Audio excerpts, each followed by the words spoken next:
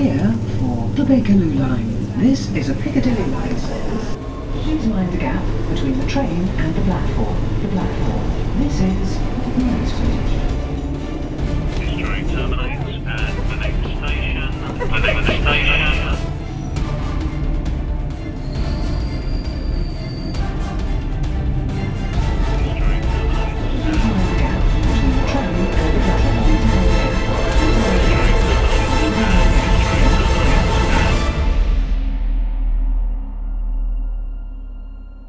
This is London calling.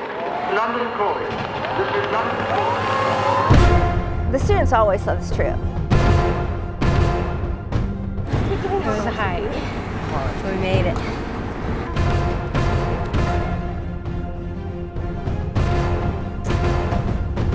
So much more out there and so much more to experience.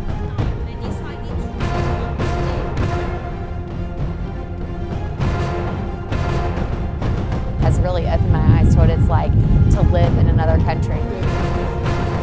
Through this trip, I'm going to remember a lot more. Everywhere you look, there's so much great architecture.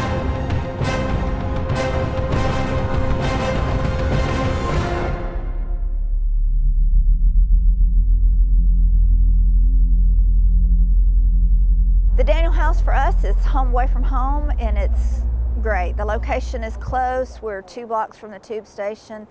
We can get anywhere in London in just a few minutes, and it's a safe neighborhood.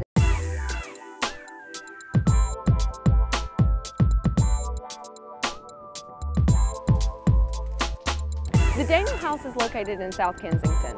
We are about 2 blocks from Gloucester Road Tube Stop. Students go jogging. They found places to play soccer with other locals. The neighborhood has a great, rich history too.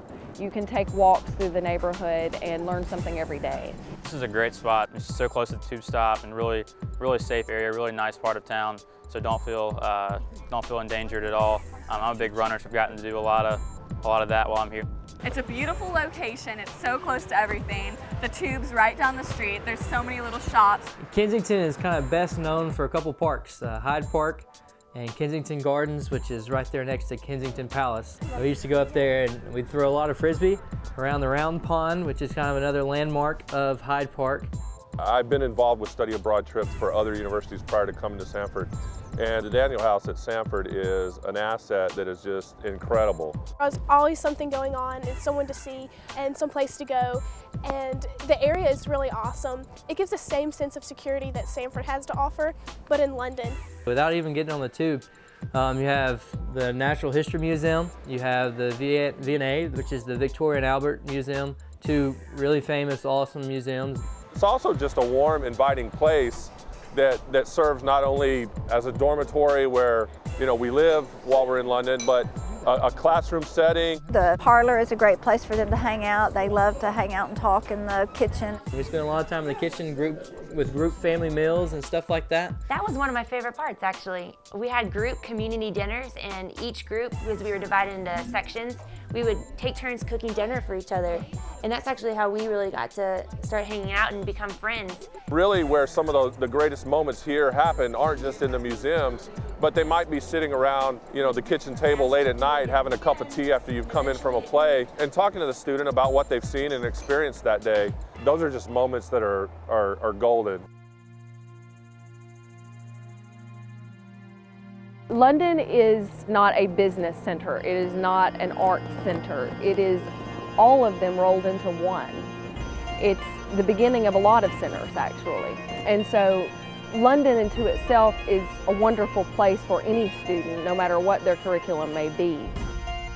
We've been on a boat, we've been on a train, we've been riding underground, we've been to north, south, east, west, and just the city in general is what I've enjoyed the most because it has so much to offer, so many layers of history. We're about to go down the Thames River on a city cruise boat ride. We're on a train going to Dover, and it's a castle. It's about 2 hours from London. Today we are going to Hampton Court. We're on our way to a soccer game with the sports marketing group. I don't know what just happened, but it was pretty exciting apparently.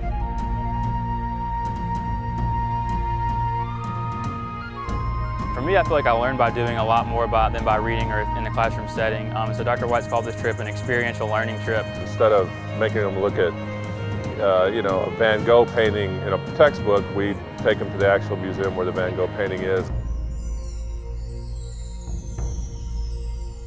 It's actually nice to see it in real life. It's nice to be part of actual history and stand on the same grounds that they were actually at. Honestly, I've never seen so many paintings in my life, and it's so much better than just looking in a book. I mean, you can sit and stare at a book page long enough, but you won't actually know what it means sometimes until you get there. Well, I learn better by doing stuff anyway, so it's been really great to, walk around and see pictures and museums and without just sitting down and being fed information. You don't really feel like you're taking a class here. It just opens up their world to new things where even if, they're not one of our majors, they certainly develop an appreciation for it. I saw things that I've only read about in history books, and they're right there in front of my face. I could touch them if I wanted to, and everything I learned up to that point, from preschool to that point in college, just came to life. I think that studying abroad at Samford was probably one of the most important decisions that I ever made.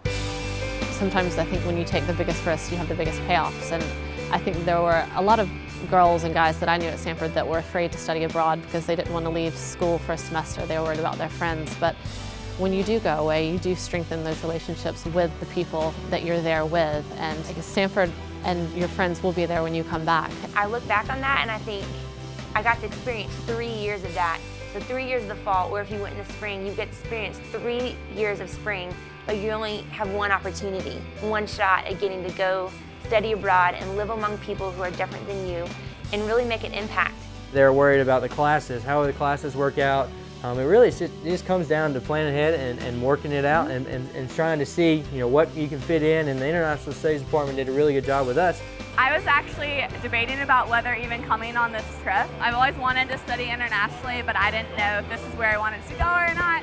But then I sat back and thought about it and realized it was the chance of a lifetime, and I couldn't be more happy that I'm here.